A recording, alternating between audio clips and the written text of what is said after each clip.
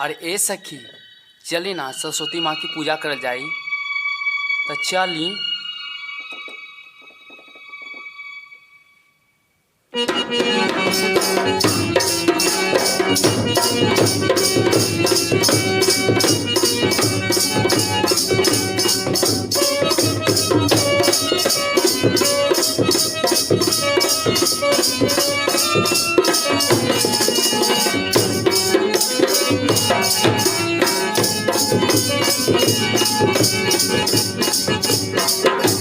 माई के सरनिया सुख संसार बा,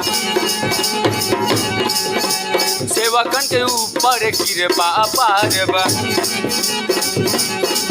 हो माई के सरनिया सुख संसार बा, सेवकन के ऊपर कृपा अपार बा। माई के कृपा से अर्जेला, माई के कृपा से अर्जेला आन दान सोनवा। चली ना सखी करब शारदे माँ की पूजनवा। चली ना सखी करब शारदे माँ की पूजनवा। ए सखी चली ना।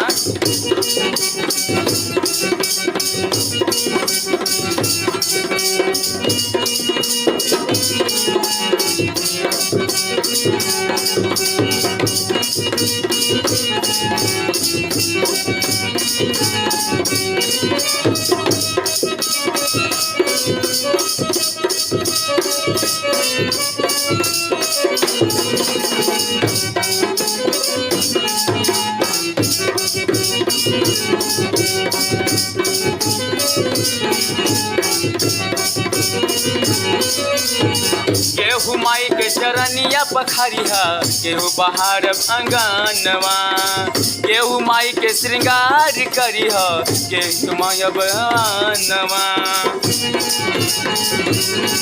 ओ केहू माई के चरनिया पखारिहा, केहू बहार अंगनवा।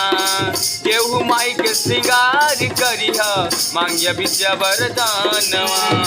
ओ बिना पानी कुछ होइया वरदानवा। बल बुद्धि विद्या मिली और मन समनवा। हो सरस्वती कृपा होई मिली वरदानवा। बल बुद्धि विद्या मिली मारे मन समनवा। सरस्वती माँ कृपा से निकलाई घर अंगनवा। सरस्वती कृपा से निकलाई घर अंगनवा। चली ना सखी करब भाई के पूजनवा। चली ना सखी करब शारदे माँ की भजनवा।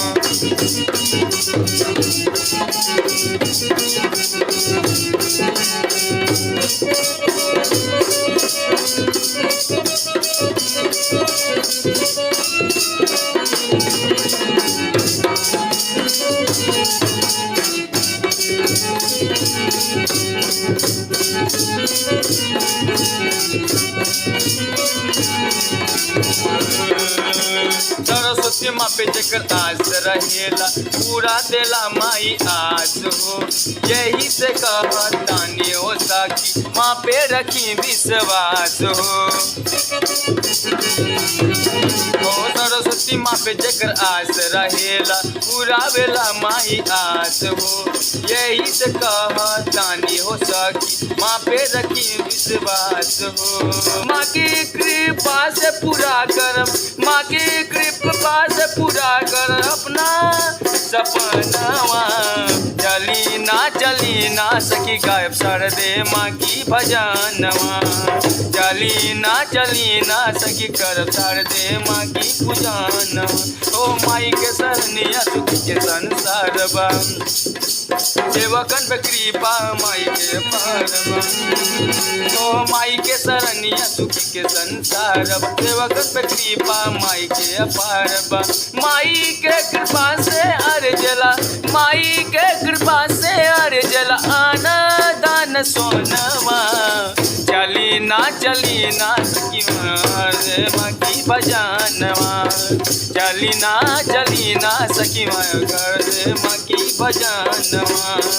चली ना सखी करब शारदे माँ की चली ना सखी करब शारदे माँ की पूजनवा। ए सखी चली ना।